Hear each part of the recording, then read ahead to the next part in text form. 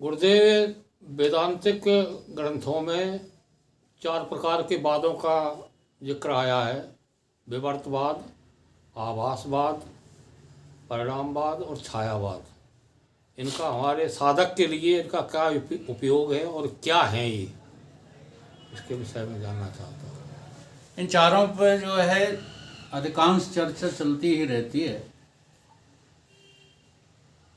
भिन्न भिन्न प्रकार के जो है शास्त्रों में भिन्न भिन्न प्रकार के जो सिद्धांत दिए गए हैं, उन सिद्धांतों के लिए अलग अलग जो है वाद हैं।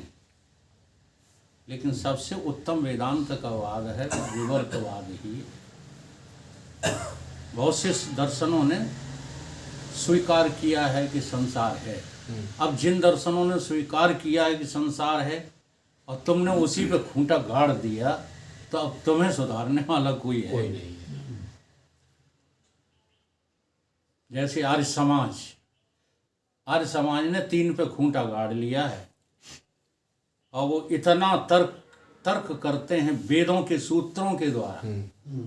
हाँ, कि अच्छे अच्छे विद्वानों की वो जो है बोलती बंद कर देते हैं।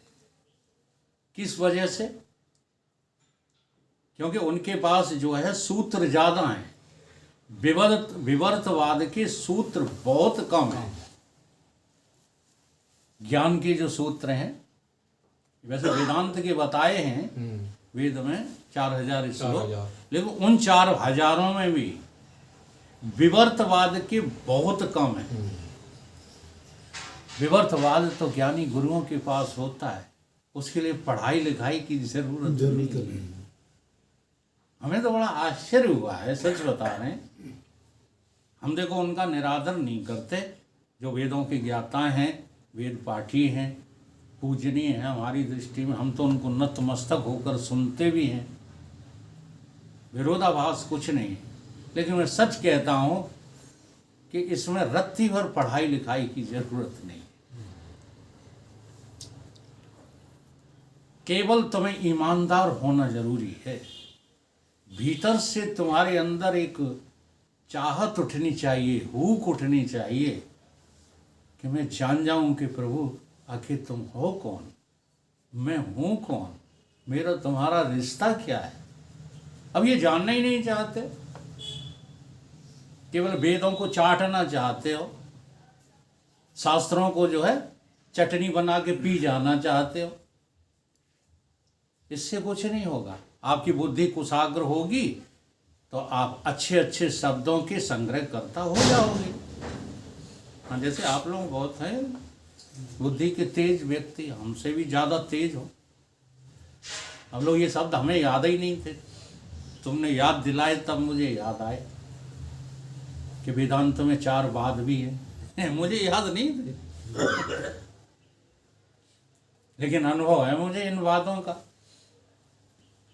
तो इसलिए जो है विवर्तवाद को स्वीकार करो। फिर बताए देते हैं, विवर्तवाद उसको कहते हैं शीशे में जो दिख रहा है वो 3 कालों में है नहीं, केवल दिख रहा है बस। अर्थात आत्मा का कोई भी परिणाम नहीं हुआ है। आत्मा ने किसी को बनाया नहीं है। आत्मा से कुछ भी आज तक बना नहीं है। आत्मा में से कोई भी संसार निकला नहीं है। इसका नाम क्या है? विवर्त है। फिर दिखता क्यों है? प्रश्न ये खड़ा होता है विवर्तवाद में कि ये दिखता क्यों है? तो उसकी एक ही बात है, एक ही जवाब है, आत्मा का विस्मरण। आत्मा के विस्मरण से ही संसार का स्मरण होने लगता है बस, और कोई कारण नहीं। यदि आत्मा याद है तो जो दिख रहा है, जो दिख रहा है, जो दिखने की प्रक्रिया है, वो व्यापकता के अलावा कुछ और है। भाई आप व्यापक हो, आपको क्या बताया गया? व्यापक तत्व। शुद्ध है तू बुद्ध है, निरंजन अमाया, संसार माया से परे रहत काया। बताया है कि नहीं कि ये काया भी केवल भास रही है नहीं। 5 तत्व भी भास रहे हैं नहीं, 3 गुण भी भास रहे हैं नहीं, केवल तुम ही सर्वत्र फैले हुए हो।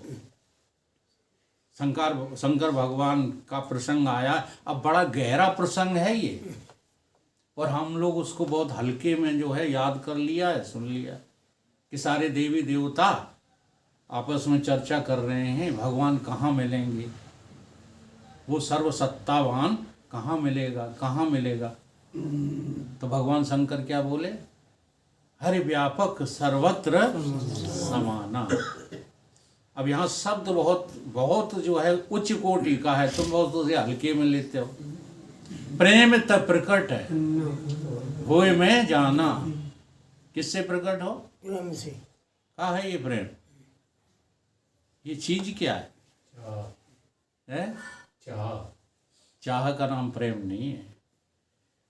चाह तो गंदी भी होती है, अच्छी भी होती है, मध्यम भी होती है। प्रेम में कैटेगरी नहीं है। प्रेम व्यापक तत्व का नाम है। प्रेम त प्रकट। प्रेम से प्रकट का मतलब है तुमको यदि पता है कि मैं आत्मा हूँ और मैं व्यापक हूँ, मैं सर्वत्र हूँ, मैं सम हूँ, ये पता है? तो सामने जो दिख रहा है वो तुम ही हो, कोई और है? इसका नाम प्रेम है। प्रेम नाम किसी वस्तु से स्पेशली चिपकने का नाम नहीं है। चाहत का नाम प्रेम नहीं है। अगर चाहत है तो प्रेम कहाँ है?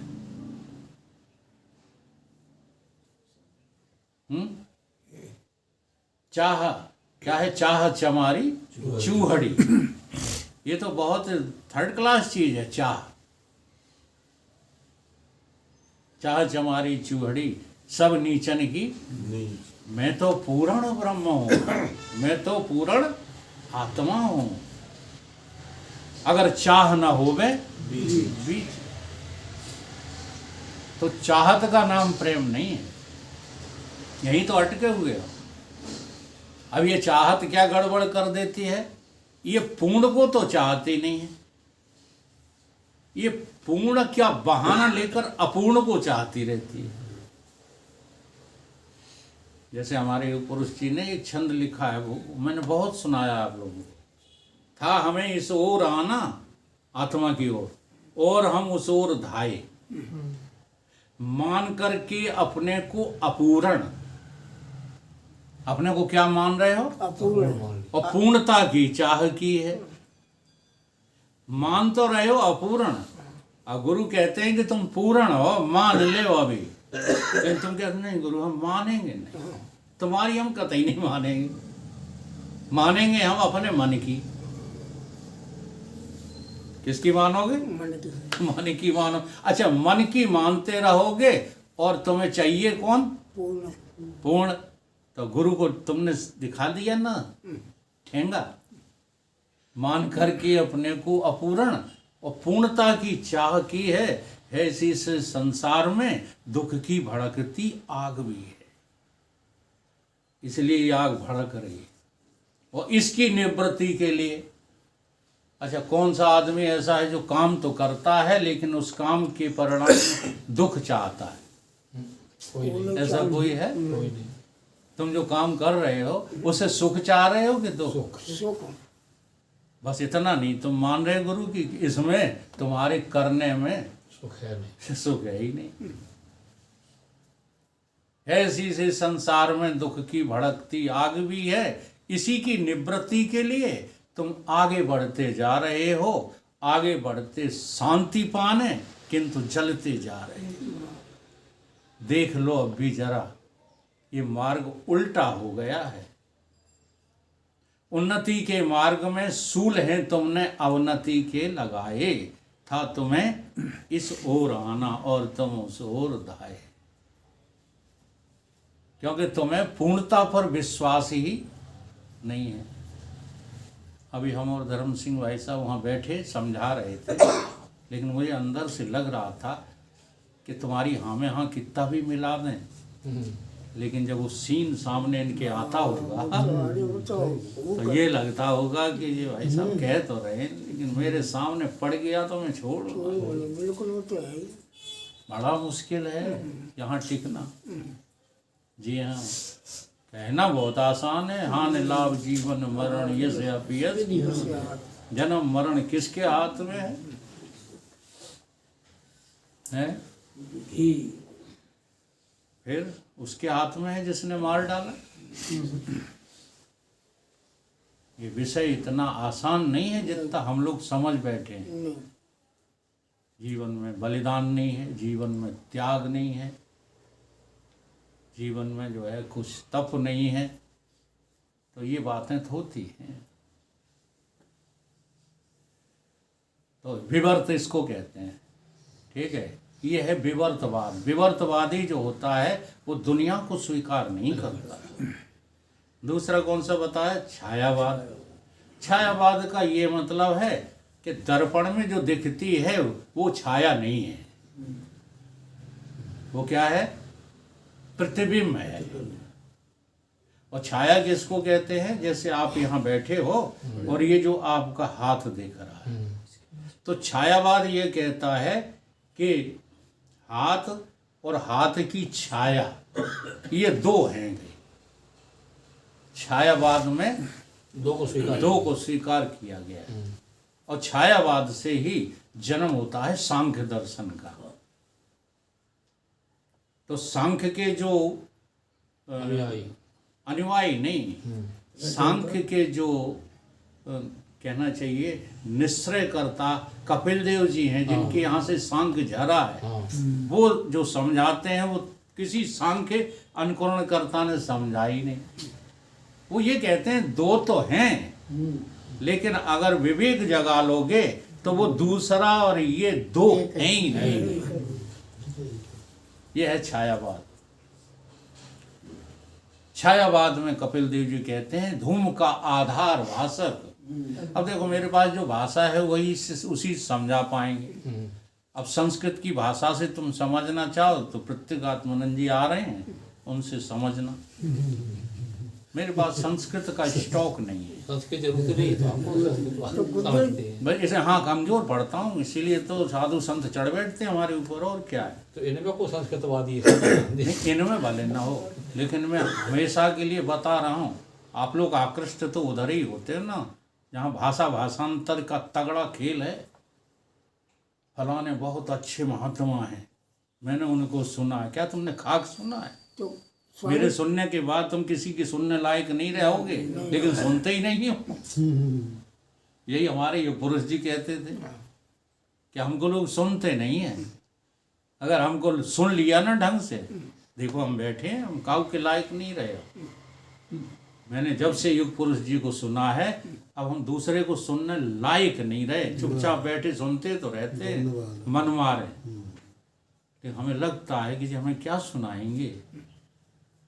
समझ रहे बात?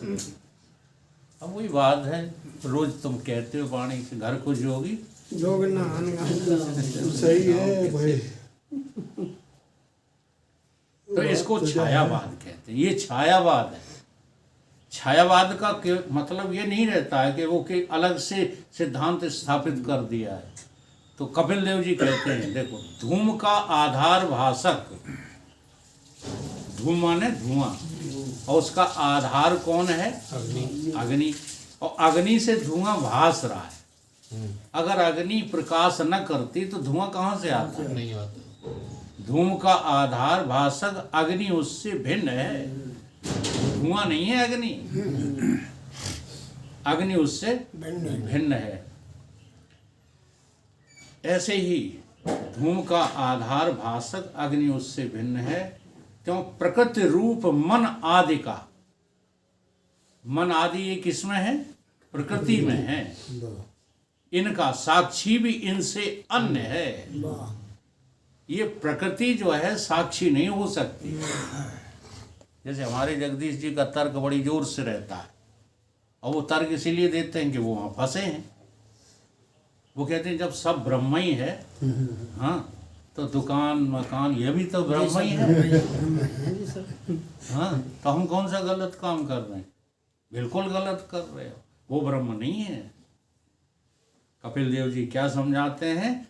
साक्षी भी इससे अन्य है, और वही पुरुष, उसी का नाम परम पुरुष है, वही है व्यापक जग में पंडित जन बतलाते हैं। कपिल देव जी माता को अध्यात्म ज्ञान सिखाते हैं। कपिल देव जी का जो सांख्य है वो एक ही अद्वय ही सिद्ध करता है, इसलिए मुझे वेदांती संत प्रिय होते हैं। वेदांत का जो मर्मज्ञ होता है वो कभी किसी दर्शन को स्वीकार नहीं करता, न द्वैत को, न त्रित को, न चतुर्थ को, न पंच को। क्यों? वहां तो गुत्थी सुलझ गई है, वहां दूसरा कोई है ही नहीं। ये है छायावाद। और प्रतिबिंबवाद जो है वो लिया है किसने? वेदांत ने समझाने के लिए। दर्पण में दिखाई देने वाला दूसरा अस्तित्व वो प्रतिबिंबित हो रहा है। वो क्या हो रहा है? प्रतिबोध। प्रतिबोध प्रतिबोध का, जैसे कुआं में आवाज लगा, लौट के आवाज आती है। तो आवाज वो दूसरी है कि तुम्हारी ही? तुम ही हो, कोई दूसरा तो नहीं है। ठीक इसी प्रकार से जो प्रतिबिंबित हो रहा है वो दूसरा नहीं है। ये प्रतिबिंबवाद है। छायावाद, प्रतिबिंबवाद और आभासवाद जो है वो सच्चे संतों को स्वीकार। वो क्या कहते हैं कि जो कुछ भी दिख रहा है वो मैं ही तो आभासित हो रहा हूं। आभासित का मतलब है मेरे ही चित्त में मैं ही प्रकट हो गया। सत चित, चित शब्द जो है वो आभास के लिए है। आभास का मतलब है ज्ञान, आभास का मतलब है प्रकाश। मैं ही तो जो है समझ में आ रहा हूं कि और कोई है। सत ही तो जो है वही मेरे जो है चित्त में क्या हो रहा है? भाषित हो रहा है। इसलिए मैं ही चिद रूप हूं और कोई दूसरा नहीं है। और बस आभास का ही काम बिगड़ा है, वो आभास का ही काम बनेगा। इसका नाम आभासवाद है। बहुत अच्छे श्रोता जो होते हैं वो यही प्रश्न करते हैं। आप लोग भी करने लगे हो, लेकिन जानने और समझने के लिए नहीं कर रहे, बल्कि अपने बौद्धिक विकास के लिए करते रहते हो। जैसे आत्मा में आज तक कुछ हुआ नहीं, ये प्रश्न करते हो कि नहीं? आत्मा में आज तक कुछ हुआ नहीं और जड़ कुछ कर नहीं सकता, फिर ये सब हो कहाँ रहा है? तो इसका सीधा जवाब है जो आभासित तुम्हारी में हो रही है उसी में सब हो रहा है। आभासित में इसको आभासवाद का, आभास को ही अज्ञान हुआ है, आभास को ही भ्रम हुआ है। आभास में ही तुमको अब आगे साधना करने का मौका मिल रहा है। तुम अभी आभासित में हो। कौन सी में हो? आभासित। आभासित। अभी तुम सत में नहीं हो। नहीं है। अब इसी में सारी साधनाएं चलेंगी, भक्ति की, ज्ञान की, योग की, जो भी साधना चलेंगी कौन करेगा? आभास करेगा। जो उस चेतन का भास है उसी को साधनाएं सब करनी है, और अंत में जाकर के इसी आभास को अपने निराभासित स्वरूप का बोध होगा। उसका नाम है ज्ञान। और ज्ञान के बाद जो प्रसन्नता होगी, जैसे किसी के जो है बच्चे की माँ मम्मी पापा खो जाए मेले में और वो बिलखने लगे, और बिलखते बिलखते कहीं मिल जाए, आहा, फिर उसके सुख का, उसके हृदय का बखान कर सकते हो। इसी प्रकार से जब तुमको आत्मबोध हो जाएगा फिर संसार में सुख लगेगा। बताओ कौन सा काम करोगे आत्मज्ञान के बाद? उदाहरण वही लेना माता पिता वाला, बुद्धू ना बनो। ये संसार दुख रूप है, यहाँ कुछ भी कर डालो तुमको नरक ही होना है। चाहे कुछ करते रहो। इसको क्या बोलते हैं? आभासवाद। आभासवाद। आभासवाद। तो आभासवाद ही जो है वेदांतिक संतों ने स्वीकार किया है, कहीं कुछ नहीं है, मैं ही सब जगह आभासित हो रहा। ये है वेदांत के चारों वाद। लेकिन तब समझ में आए जब बाहर से किसी गड़बड़ बंद करो तो